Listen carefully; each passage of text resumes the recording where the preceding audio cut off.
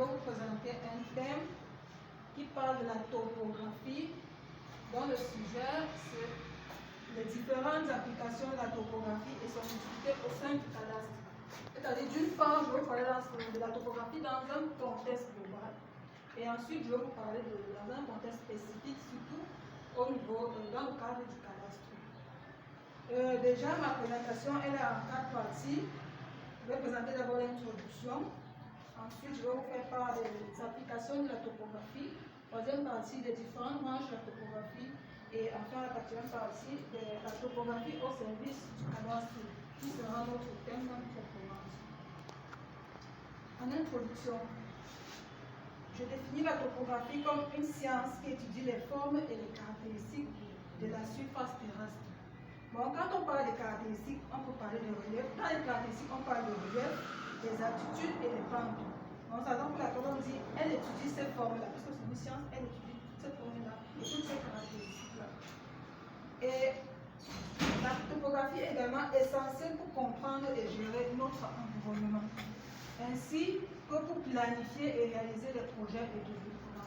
Donc, si peut-être il faut qu'une route passe sur une zone, on a besoin d'un topographe, on a besoin de topographie pour étudier cette zone-là afin d'implanter une voie, que ce soit une voie souterraine ou bien une voie qui va passer sous forme de route. Dans cette présentation, nous allons explorer d'une part les différents domaines et branches de la topographie, les différents domaines auxquels s'applique la topographie. Et d'autre part, nous allons parler de la topographie, de son utilité donc au service du cadastre, c'est-à-dire à quoi sert la topographie dans le cadastre. Deuxième partie, les différentes applications de la topographie. C'est-à-dire la topographie s'applique dans de nombreux domaines. Et ce sont ces domaines-là dont je vais vous citer. On dit les applications de la topographie sont nombreuses et variées, allant de la création des cadres, des plans, à la gestion des ressources naturelles. Bon, elle a de nombreuses applications dans différents domaines. Bon, c'est ça, ce domaine-là que je vais vous citer. Ces différents domaines dans lesquels s'applique la topographie. Il y a l'étude là, ici. Là.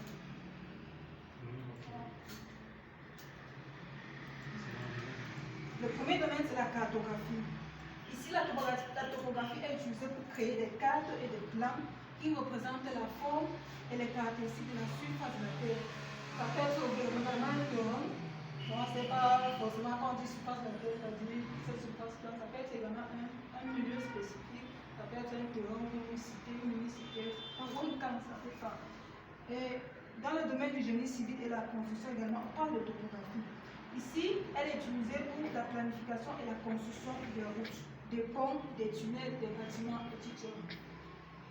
Et dans l'urbanisme également, on dit que la topographie est utilisée pour la planification urbaine, l'aménagement et la planification urbaine.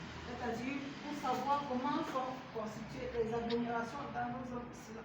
On a besoin de la topographie pour pouvoir effectuer le travail, c'est-à-dire étudier la zone, donner les caractéristiques de la zone, que ce soit les caractéristiques physiques, c'est pas on voit bien les caractéristiques qu'on ne voit pas.